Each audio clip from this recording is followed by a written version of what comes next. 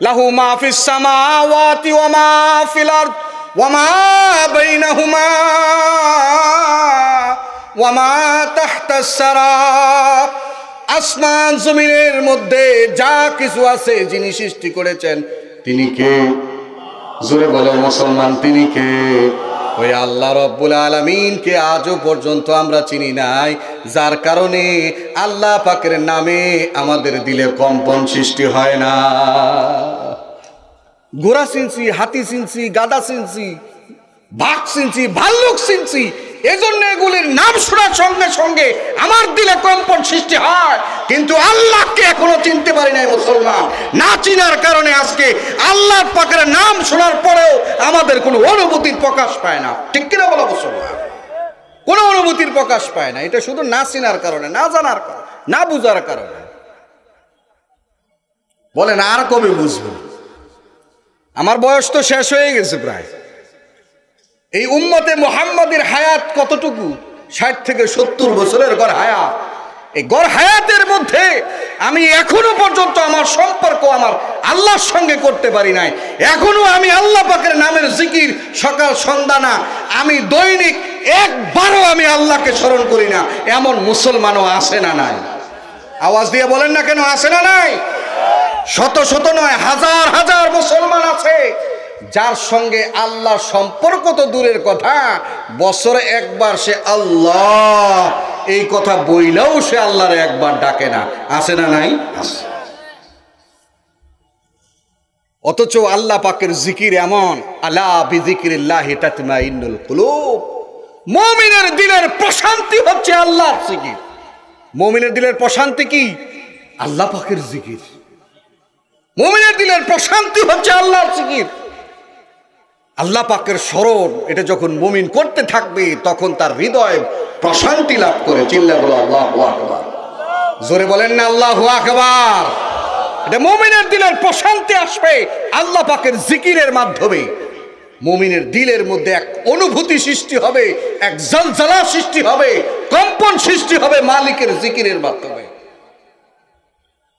কোরআনুল কারীমের মধ্যে আল্লাহ পাক নামাজের কথা বলেছেন, কোরআনুল কারীমে আল্লাহ তাআলা হজের কথা বলেছেন, রোজার কথা বলেছেন, কিন্তু এমন কথা কোরআনে আল্লাহ তাআলা বলেন নাই নামাজ বেশি করে পড়ো। বলছে নাকি? বলেন, বলছে নামাজ বেশি করে পড়ো, এটা কথা নাই। 5 ওয়াক্ত, 5 ওয়াক্ত পড়ো, 10 ওয়াক্ত না। কথা বুঝে নিতে পারিনি। রমজান শরীফের রোজা তোমার উপর ফরজ হয়েছে তো তুমি রমজান শরীফের রোজা রাখো। যাকাত ফরজ হয়েছে, যাকাত দাও। হজ ফরজ হয়েছে, হজ করো। এগুলি কোরআনের কথা, কিন্তু বেশি করো এই কথা নাই। কিন্তু একটা ইবাদত আল্লাহ তাআলা বেশি করার কথা বলেছেন, একটা ইবাদত আল্লাহ তাআলা বেশি করে করতে বলেছেন, সেই ইবাদতটাই নাম হলো মালিকের জিকির। বেশি বেশি করো। উযকুরুল্লাহা যিকরান কাসীরা।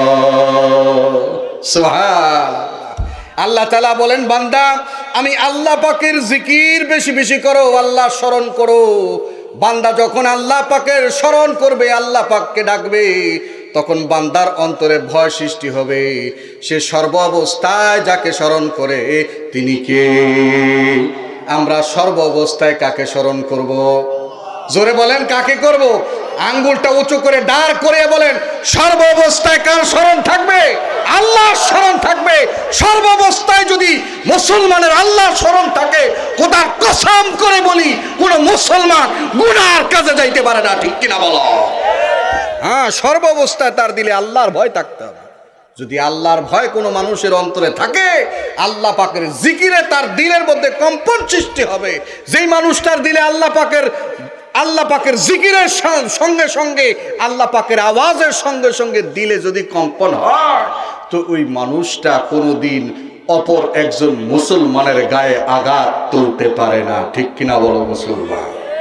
আজকের সমাজের মধ্যে আমরা দেখি বিভিন্ন জন বিভিন্ন গ্রুপিং করে করে এই দল সেই দল একজন আরেকজনের গায়ে আঘাত করতেছে। নিরপরাধ মানুষদেরকে এক একজন হাত পা ভেঙে বিভিন্ন ভাবে তাকে ক্ষত বিক্ষত করা হচ্ছে। একজন আরেকজনের উপর জুলুমের স্টিম রুলার চালাচ্ছে। এই সব কিছু হলো আল্লাহ পাকের জিকির থেকে মানুষ সরে যাওয়ার কারণে। ঠিক কিনা বলো মুসলমান? আল্লাহ রাব্বুল আলামিন কুরআনুল কারীমের মধ্যে বলেন আরজান যিকরি ফাইন্না লাহু মাঈশাতান দানকা ওয়া নাহশুরুহু ইয়াউমাল কিয়ামাতি আমা ক্বালা রাব্বি লিমা হাশারতানি আমা ওয়া ক্বাদ কুনতু বাসীরা ক্বালা কাযালিকা আতাতকা আয়াতুনা ফানাসীতাহা ওয়া কাযালিকাল ইয়াউমা তুনসা। আল্লাহ রাব্বুল আলামিন বলেন ওমান আরজান যিকরি ফাইন্না লাহু মাঈশাতান দানকা। আল্লাহ তাআলা কুরআনুল কারীমের মধ্যে বলেন যে বান্দা আমি আল্লাহ পাকের জিকির থেকে দূরে থাকবে, যে বান্দা আমি আল্লাহ পাকের স্মরণ করবে না, মাঈশাতান দানকা, আল্লাহ তাআলা বলেন তার জীবনটাকে আমি আল্লাহ তাআলা সংকীর্ণ বানায় দেব। ও মুসলমান, চিন্তা করে বলবেন আজকে আমাদের জীবন সংকীর্ণ হয়েছে কি হয় না? ওয়ামান আরজান যিকরি ফাইন্না লাহু মাঈশাতান দানকা ওয়া নাহশুরুহু ইয়াউমাল কিয়ামাতি আমা। আল্লাহ বলেন আমার জিকির থেকে দূরে সরবি, আমার স্মরণ থেকে দূরে সরবি, দুনিয়ার জীবন সংকীর্ণ বানাবো আর হাসরের ময়দানে তোরে আন্ধা করে তুলবো, চোখে দেখবি না। ও বান্দাকে আল্লাহ রাব্বুল আলামিন হাসরের ময়দানে বান্দাকে যখন আন্ধা করে তুলবেন, ও বান্দা আল্লাহ পাকের কাছে ডেকে বলবে আল্লাহ লিমা হাশারতানি আমা, আজকের দিনে তুমি আমাকে কেন অন্ধ করে তুললা? ক্বালা লিমা হাশারতানি আমা ওয়া ক্বাদ কুনতু বাসীরা। ও আল্লাহ দুনিয়ার জীবনে তো আমি দেখতাম, তুমি আজকে কেন আমাকে অন্ধ বানায়া তুললা? আমি তো দুনিয়ার জীবনে দেখতাম, আজকের দিনে কেন তুমি আমার অন্ধ বানাইছো? আল্লাহ বলবেন কি ক্বালা কাযালিকা আতাতকা আয়াতুনা ফানাসীতাহা ওয়া কাযালিকাল ইয়াউমা তুনসা। এ বেটা গোলাম, এসো, তুই তো আমার আয়াত অস্বীকার করেছিস, তুই আমার জিকির থেকে গাফিল ছিলি। মসজিদে আজান হইতো, মসজিদে যাস নাই, আল্লাহ পাকের তাওহীদের স্লোগান বেজেছিল, এটাকে অস্বীকার করেছিলি, নবীর বিরুদ্ধে স্লোগান হয়েছিল, নাস্তিক বেঈমানরা ইসলাম ও মুসলমানের বিরুদ্ধে কলম ধরেছিল, কথা বলেছিল। তুই মুসলমান সেদিন দেখিস নাই, কথা বল মুসলমান ঠিক কিনা? তুমি দেখো না সেদিন, তুমি দেখো না সেদিন, সেদিন তোমার প্রতিবাদ ছিল না, তুমি আমার জিকির থেকে দূরে ছিলা, এই জন্য তুমি আজকে অন্ধ করে উঠো হাসরের ময়দানে। তাহলে এক নাম্বার যে গুণটা বললাম সেই গুণটা কি? মুমিন তো এমন হবে যে মুমিন আল্লাহ পাকের নাম শোনার সঙ্গে সঙ্গে তার দিলে কি হবে? কম্পন সৃষ্টি হবে। বলেন আজকে থেকে আল্লাহর ভয় দিলে কিছুটা হইলো জায়গা দিব তো ইনশাআল্লাহ? জোরে বলেন না ইনশাআল্লাহ? আল্লাহ আমাদের তৌফিক দেখ, আমিন কন। 2 নাম্বার, বেশি বলবো না, এটা বলেই শেষ। 2 নাম্বার বলতেছি, 2 নাম্বার আল্লাহ পাক বলেন ওয়া ইযা তুলিয়াত আলাইহিম আয়াতুহু যাদাতুহুম ঈমানাও ওয়া আলা রাব্বিহিম ইয়াতাওয়াক্কালুন। প্রকৃত মুমিনের, সফল মুমিনের 2 নম্বরের বৈশিষ্ট্য হলো এই মুমিনের সামনে যখন আল্লাহ পাকের কালামের তেলাওয়াত হবে, মুমিনের ঈমান বেড়ে যাবে।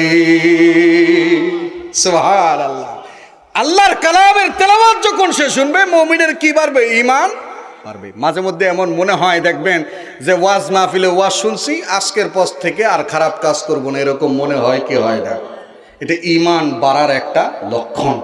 মাঝে মধ্যে মসজিদে খতিব সাহেবের বয়ান যখন আমরা শুনি, মাঝে মধ্যে এমনটা মনে হয় যে আজকের পর থেকে আর খারাপ কাজ করব না, এটাও মনে হয়, কিন্তু পারি না। মিস্টার ইবলিশ এসে কানের ঘরে কয়, দূর বেটা, হুজুরে যা কর তো এটা কইছই, তোর কি ব্যাগটাই মানব লাগবো?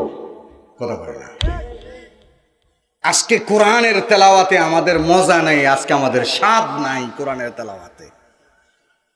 অথচ নবী পাক সাল্লাল্লাহু আলাইহি ওয়াসাল্লাম যখন কোরআনের তেলাওয়াত করতে থাকতেন, বেঈমান কাফেররা পর্যন্ত নবীর ঘরের সামনে এসে হাঁটাচলা করত, আর আল্লাহ পাকের কালাম এরকম কান পাইতা পাইতা শুনতো।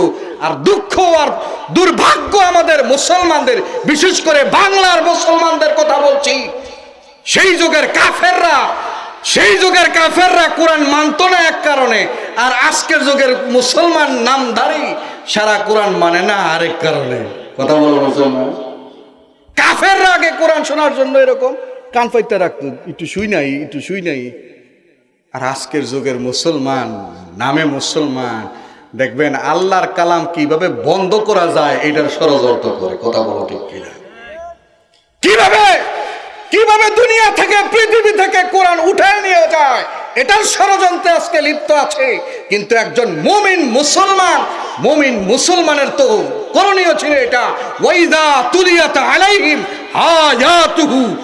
আয়াতুহু জাদাতুহুম ঈমানা। মুমিনের কোরআনের তেলাওয়াতে তার ঈমান বেড়ে যাওয়ার কথা, কিন্তু আমাগো ঈমান বাড়ে না। কথা কয় না কেন? ঈমান বাড়ে না। কাফেররা যখন দেখলো যে আল্লাহ নবীর তেলাওয়াতে বেঈমানরা দলে দলে মুসলমান হয়ে যাইতেছে, কথা বুঝতে পারছেন? খুব সংক্ষিপ্ত করতেছে, বেঈমানরা দলে দলে মুসলমান হইতেছে, তো কাফেররা নিয়ত করছে যে মুহাম্মদের কোরআন পইরা যেহেতু কাফেররা যে বেঈমানরা যেহেতু কালিমা পড়ে মুসলমান হয়ে যাইতেছে, আমরাও একটা কিছু বানাইলাই, আমরাও একটা কিছু বানাই, কোরআনের মতো কোরআন বানাই। আল্লাহ কয় কোরআনের মতো কোরআন পারবা, যাও এতে সহজ করে দিলাম, তাহলে একটা সূরার মতো সূরা বানাও, একটা আয়াতের মতো একটা আয়াত বানাও। কাফেররা পারছে? বলেন না, কাফেররা পারছে? কিয়ামত পর্যন্ত পারবে বানাইতে? আবু জেহেল ঠিক করছে, লাবিদ নামের একজন বড় দার্শনিক, বড় একজন কবিতা লেখক, লাবিদ তার নাম ছিল, তারে ঠিক করছে এই মুহাম্মদ যে কোরআন পড়ে এমন একটা সেম একটা কোরআন বানাই দে। কাজে যাই মোহাম্মদের কাছে যাই, জিগাই, লাবিদ গিয়ে আল্লাহ রসুল সাল্লাল্লাহু আলাইহি ওয়াসাল্লাম জিজ্ঞাসা করতেছে, এই মুহাম্মদ তুমি যে কোরআন বানাইছো এমন একটা বানাইলে, তো কোরআন বানাবো কি সূরা বানাবো কি, তুমি কোরআনের ছোট্ট একটা সূরা বানাও তো দেখি। লাবিদরে বলতেছে ছোট্ট একটা সূরা বানাও। সে ছিল কাফের বেঈমানদের আরবের মধ্যে একজন বড় একজন কবি ছিল, সে কবিতা লিখতে পারতো, সে লিখতে পারতো, এমন একজন দার্শনিক ব্যক্তি সে ছিল। তা আল্লাহ রাসূল সাল্লাল্লাহু আলাইহি ওয়াসাল্লাম বললেন যে বড় সূরা লাগবে না, ছোট্ট একটা সূরা বানায় দাও। কোন সূরা? ইন্না আ'তাইনাকাল কাউসার ফাসাল্লি লিরাব্বিকা ওয়ানহার ইন্না শানিআকা হুয়াল আবতার।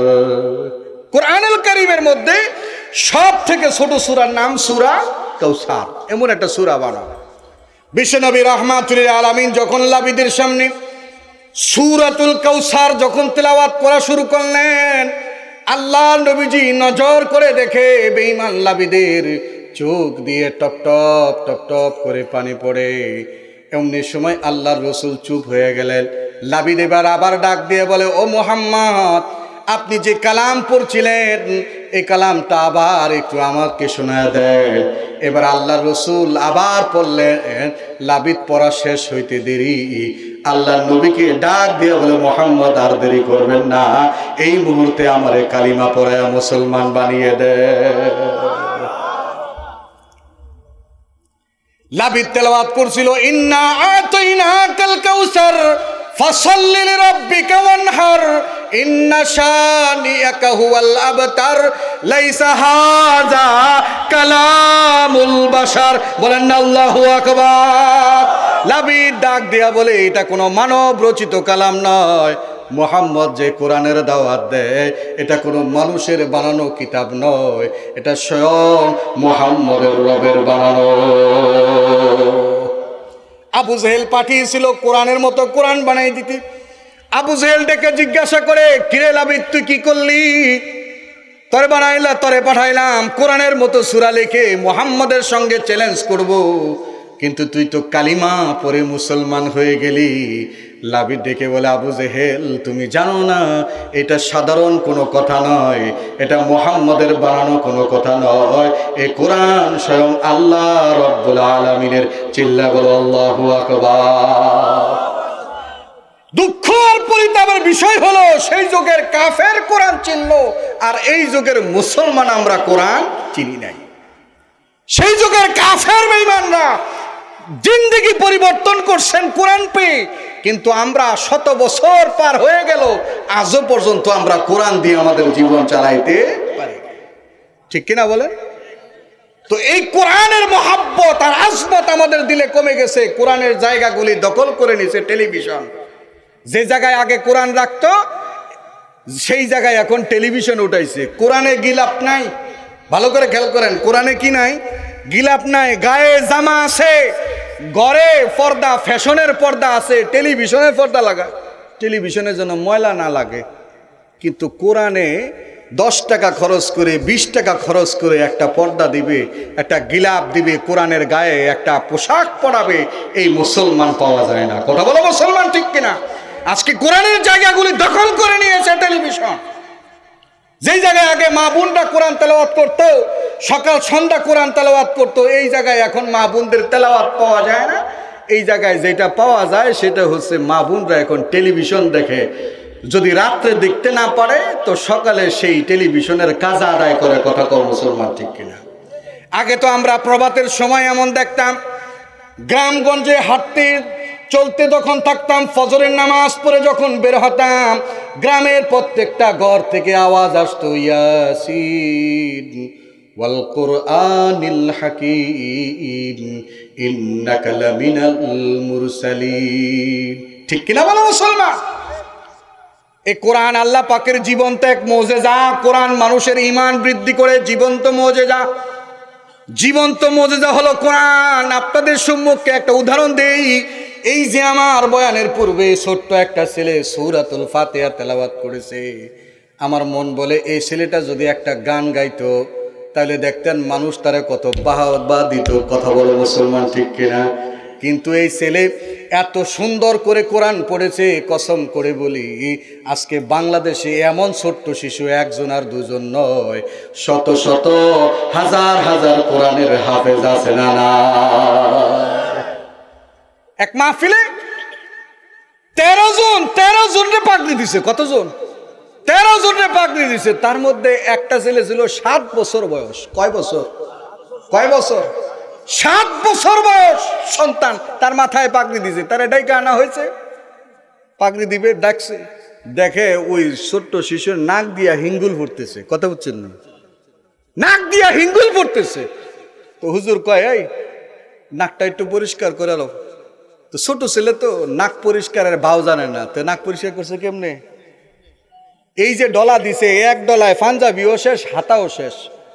হাসবেন না, বড় আশ্চর্য হয়ে গেছি আমি। সেই কথাগুলি শুনে আশ্চর্য হয়ে গেছি যে একটা ছোট্ট ছেলে নাকের হিঙ্গুল পরিষ্কার করতে জানে না, অথচ আল্লাহর 30 পারা কোরআন হিফজ করে রাখছে। চিল্লা কও মুসলমান, আল্লাহু আকবার। মুসলমান আপনারা বড় আশ্চর্যান্বিত হবেন। বাংলাদেশের মধ্যে 1 লক্ষ আর 2 লক্ষ নয়, বাংলাদেশে কমপক্ষে 25 লক্ষ হাফেজে কোরআন আছে। আল্লাহু আকবার। কত লক্ষ? 25 লক্ষ হাফেজে কোরআন। আর বাংলাদেশের সব থেকে বিখ্যাত, আপনারা জানেন, শত শত দেশের সঙ্গে কম্পিটিশন করে এই বাংলাদেশের আপনাদের ময়মনসিংহের গৌরব, হ্যাঁ, নাজমুস সাকিব, সেও বিশ্ববিজয়ী হয়েছিল। ঠিক কিনা বলো মুসলমান? আপনারা আশ্চর্য হয়ে যাবেন আরো বেশি। খানায় কাবায় একজন আর দুজন নয়, বেশ কয়েকজন ইমাম নামাজ পড়ান খানায় কাবায়। এমন বেশ কয়েকজন ইমাম আছেন, ওই ইমামরা যে এলাকাতে থাকে ওই এলাকার নামটি হলো ইমাম পাড়া। দেখবেন আমাদের এমপি পাড়া, মন্ত্রী পাড়া আছে না নাই? সরকার পাড়া, মোল্লা পাড়া আছে না নাই? যে এলাকায় মোল্লা বেশি এর মোল্লা পাড়া আমার নাম দিচ্ছে। যে এলাকায় সরকার পাড়া বেশি, সরকার বেশি, ওই এলাকায় সরকার পাড়া। খানায় কাবায় এমন একটা পাড়া আছে, মহল্লা আছে, যেই মহল্লার মধ্যে খানায় কাবার ইমামরা থাকে, তাদেরকে ইমাম পাড়ার লোক বলে। ওই ইমাম পাড়ার মধ্যে একটা মসজিদ আছে, ওই মসজিদের ইমাম আর কোনো দেশের ইমাম নয়, বাংলাদেশি ইমাম। বাংলাদেশি ইমাম, ওই খানায় কাবার ইমামদের ইমাম। প্রত্যেক ওয়াক্তে তো আর সবাই একসঙ্গে খানায় কাবায় নামাজ পড়াইতে যায় না, যায় নাকি? প্রত্যেক ওয়াক্তে যায়। যেই ওয়াক্তে সেই মসজিদে নামাজ পড়ে, তখন তার বাংলাদেশি ইমামের পিছনে তার নামাজ পড়তে হয়। চিল্লা কর মুসলমান, আল্লাহু আকবার। এই কোরআন এমন এক কিতাব, আল্লাহ রাব্বুল আলামিন কোরআনকে পাহাড়ের উপর নাজিল করাতে চাইলেন, পাহাড় অস্বীকার করলো। আল্লাহ পাক এই কোরআনকে জমিনের উপর নাজিল করতে চাইলেন, জমিন অস্বীকার করলো। কিন্তু যে ব্যক্তিরা গ্রহণ করলো, এটা কেবলমাত্র আল্লাহ পাকের সৃষ্টি সেরা মাখলুক ইনসান। সে ডাক দিয়া বলে, আল্লাহ, কেউ যখন নেয় না তুমি আমারে দিয়া দাও।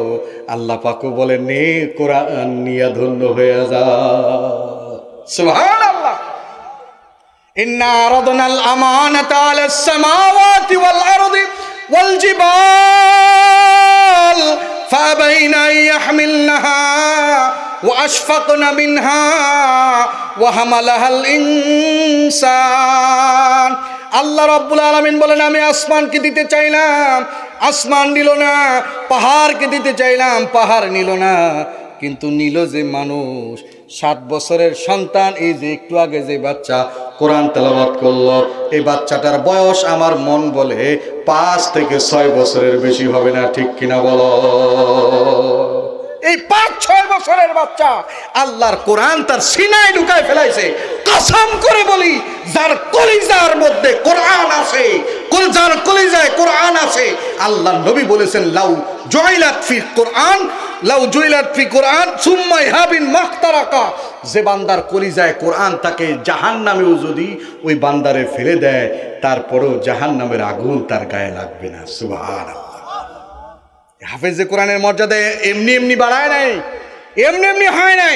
কোরআনের মর্যাদা দেওয়ার জন্য তাদের, কারণ ইন্না নাহনু নাযালনা যিকরা ওয়া ইন্না লাহু লাহাফিজুন। আল্লাহ রাব্বুল আলামিন বলেন, আমি কোরআন নাজিল করেছি, হেফাজতের জিম্মাদার আমি আল্লাহ।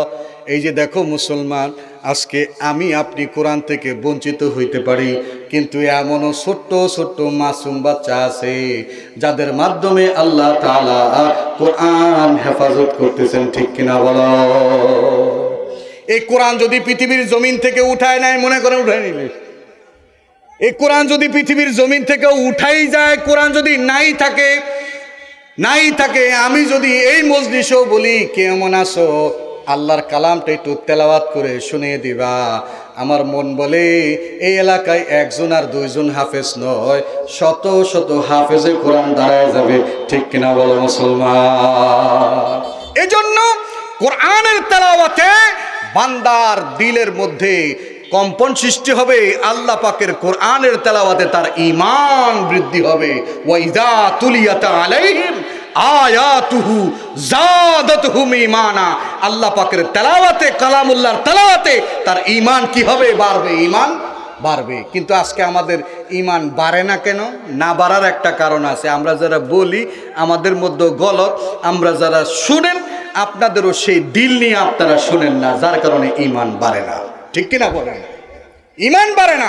অথচ আল্লাহ নবী সাল্লাল্লাহু আলাইহি ওয়াসাল্লাম যখন তেলাওয়াত করতেন, নামাজে যখন তেলাওয়াত করতেন, সাহাবা আজমাইন এত মনোযোগ সহকারে কোরআন মাজিদের তেলাওয়াত শুনতো। কিতাবের মধ্যে পাওয়া যায়, যখন জাহান্নামের আয়াতগুলি পড়তেন, সাহাবা আজমাইন কেঁদে কেঁদে জারজার হয়ে যেতেন। কিতাবে এমনও পাওয়া যায়, কোনো সাহাবী তো চিৎকার দিয়ে জমিনে পড়ে মালিকের দিদারে চলে গেছে। আর আজকে সমাজে আমাদের কি হয়, মসজিদে যখন ইমাম সাহেব যখন নামাজের মধ্যে তেলাওয়াত একটু বৃদ্ধি করে দেয়, দেখবেন নামাজ শেষ হয়ে যাওয়ার পরে কয়, হুজুরে বুঝেও না আজকে 8-এর দিন। কথা বলে না, কথা বলেন না কেন? হুজুরের কোনো আকল নাই, আজকে হাটের দিন, বুঝেও না, এত বড় সূরা ধরে নাকি? অথচ আল্লাহর নবীর সাহাবীরা কেমন ছিলেন জানেন? এক এক বৈঠকে নবীজি কোরআনের 1 পারা 2 পারা 3 পারা 10 পারা এক এক রাকাতে পড়ে ফেলেছেন। সাহাবা আজমাইন আল্লাহর নবীর পিছন থেকে ভেগে যায় নাই। আর আজকের সমাজে ইমাম যদি একটু রাকাত বেশি করে, কোরআন তেলাওয়াত বাড়িয়ে দেয়, দেখবেন পিছন থেকে মুক্তাদিরা করে মিস কল দেওয়া শুরু করে। কতক্ষণ, ঠিক কিনা? আত্মা হেতু হুজুর একটু লম্বা করে লাইছে।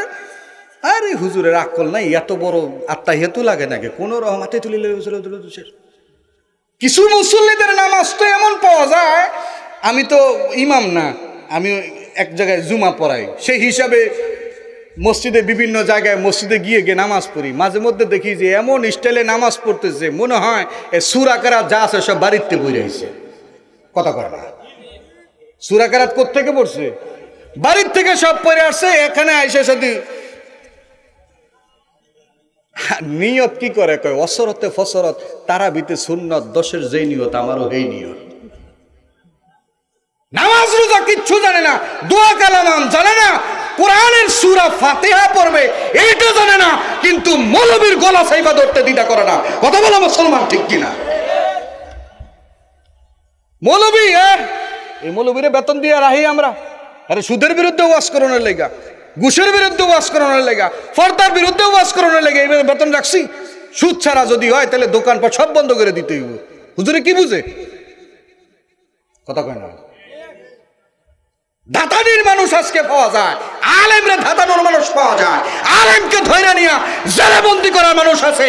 অথচ এই দেশের মধ্যে কত চোর আছে, ডাকাত আছে, তাদেরকে জেলে ভর্তি করতে পারে না, জেলে নিয়ে ঢুকায় দেয়। এই দেশের আলেমদের কথা বলো মুসলমান, ঠিক কিনা? বুঝতে হবে এগুলো। আজকে কোরআনের তেলাওয়াতে ঈমান বাড়বে তো দূরের কথা, কোথায় আজকে কোরআনের তেলাওয়াত হারায় গেছে আজকে সমাজ থেকে। তৃতীয় নম্বর বৈশিষ্ট্য ঈমানদারের, তৃতীয় নম্বর বৈশিষ্ট্য ওয়া আলা রাব্বিহিম ইয়াতাওয়াক্কালুন। মুমিনের তৃতীয় নম্বর বৈশিষ্ট্য, মুমিন ভরসা করবে কার উপর? এ ভাই যাওয়ার লেগে রেডি হইতেছে মনে হয়, খেয়াল করেন আমরা কন্যাকে। মুমিন বৈশিষ্ট্য করবে, মুমিন ভরসা করবে কার উপর? জোরে আঙ্গুলটা কার? কয় না হুজুর, ভাই যদি বিদেশ না থাকে তাহলে টেহা না ভাড়াইলে না খেয়ে মরবো। হুজুর যে বৃষ্টি হয়েছে, খেত এই হুমান পানি, এই বছর শেষ। কথা কয় না। সুস্থ অসুস্থ সব কিছুর মালিককে, ইজ্জত জিল্লাত সব কিছুর মালিককে।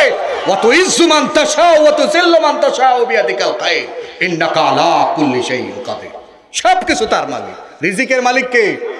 ওয়ামা মিন দাব্বাতিন ফিল আরদি ইল্লা আলাল্লাহি রিজকুহা ওয়া ইয়ালামু মুস্তাকাররাহা ওয়া মুস্তাওদাহা কুল্লুন ফি কিতাবিম মুবিন। জলে স্থলে যত মাখলুকাত আছে, সকল মাখলুকাতের রিজিক তিনি কে? তাহলে একজন প্রকৃত মুমিনের ভরসা থাকবে কার উপর? খাওয়ায় কে? হয় নাই, জোরে বলেন খাওয়ায় কে? মা, বাবা, ভাই, ব্যবসা, দোকান, চাকরি, কেউ খাওয়ায় না। খাওয়ায় কে? জোরে বলেন কেউ খাওয়ায় না। খাওয়ায় কে? আল্লাহ খাওয়ায়। আমরা তো অনেকেই এমন বলছি যে উমুক মার্কায় দিলে ভোট সুখে থাকবে দেশের লোক, আছে না? সুখ দুঃখের মালিক কি মার্কা? আওয়াজ দেন। সুখ দুঃখের মালিক কি মার্কা? আজকের মুসলমানের স্লোগান হয়েছে উমুক মার্কায় দিলে ভোট সুখে থাকবে দেশের লোক। মনে রাখতে হবে মুসলমান সুখে রাখার মালিক কোনো দেব দেবী নয়, সুখে রাখার মালিক কোনো মার্কা নয়। সুখে রাখার মালিক কেবলমাত্র শুধুমাত্র কে? ওয়া আলা রাব্বিহিম ইয়াতাওয়াক্কালুন। মুমিন সর্বদা ভরসা করবে আল্লাহ তাআলার উপর। মুমিন ভরসা করবে না জনবলের উপর, গোষ্ঠীর উপর, এগুলির মুমিনের ভরসা নাই। মুমিনের ভরসা গোলা বারুদের উপর ভরসা নয়।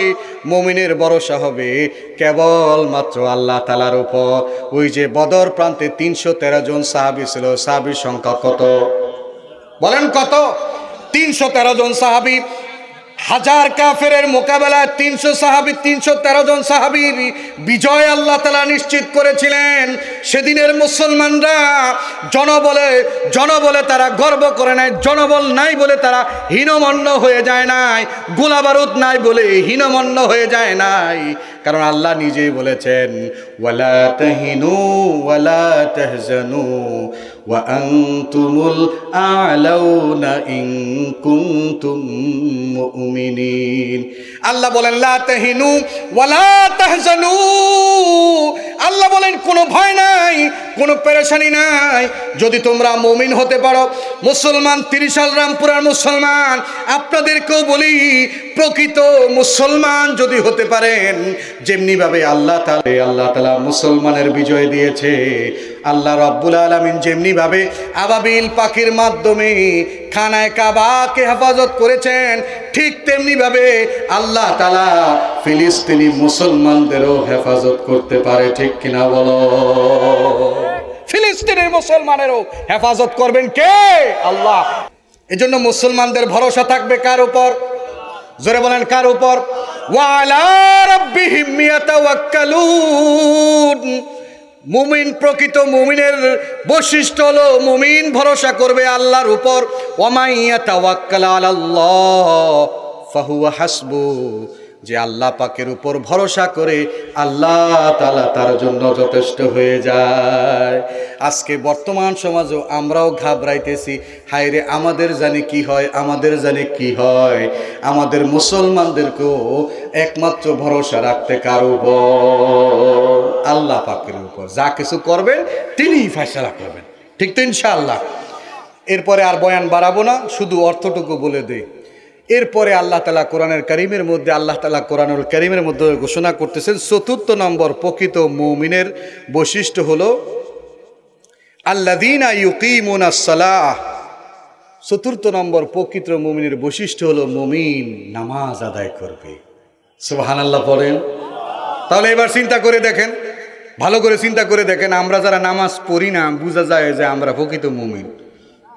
বলেন বলেন বলেন। নামে মুসলমান হইলে হবে না কামে হইতে হবে? কামে হইতে হবে, নামে মুসলমান হলে হবে না। এরপরে আল্লাহ পাক ৫ম নম্বরের বৈশিষ্ট্য বলতেছেন ওয়ামিম্মা রাযাকনাহুম ইউনফিকুন।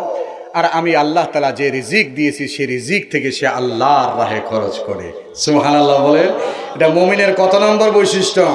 ৫ নম্বর বৈশিষ্ট্য। আল্লাহ তাআলা এই বয়ান করে বলেন উলাইকা হুমুল মুমিনুনা হাক্কা, এরা হইল আসল মুমিন। সুবহানাল্লাহ বলেন। এই ৫ বৈশিষ্ট্য যার মধ্যে থাকবে সে হলো আসল মুমিন, আসল মুমিন। ১ নম্বরের বৈশিষ্ট্য কি বললাম? কোরআন মাজিদের আল্লাহ পাকের জিকির শোনার সঙ্গে সঙ্গে তার দিলে কম্পন সৃষ্টি হবে। ২য় নম্বর, কোরআনের তেলাওয়াত শুনলে ঈমান বেড়ে যাবে। ৩য় নম্বর হচ্ছে সে প্রকৃত আস্থার ভরসা রাখবে কার উপর? রবের উপর। ৪র্থ নম্বর হলো নামাজ আদায় করবে। ৫ম নম্বর হলো ওয়ামিম্মা রাযাকনাহুম ইউনফিকুন, আমি আল্লাহ তাআলা যে রিজিক তাকে প্রদান করেছি সেটা আল্লাহর রাস্তায় খরচ করবে। সুবহানাল্লাহ। আপনারা করবেন না ইনশাআল্লাহ? এই ৫টা কাজ করবো তো আমরা ইনশাআল্লাহ। ২ হাত তোলেন, লিল্লাহি তাকবীর, লিল্লাহি তাকবীর।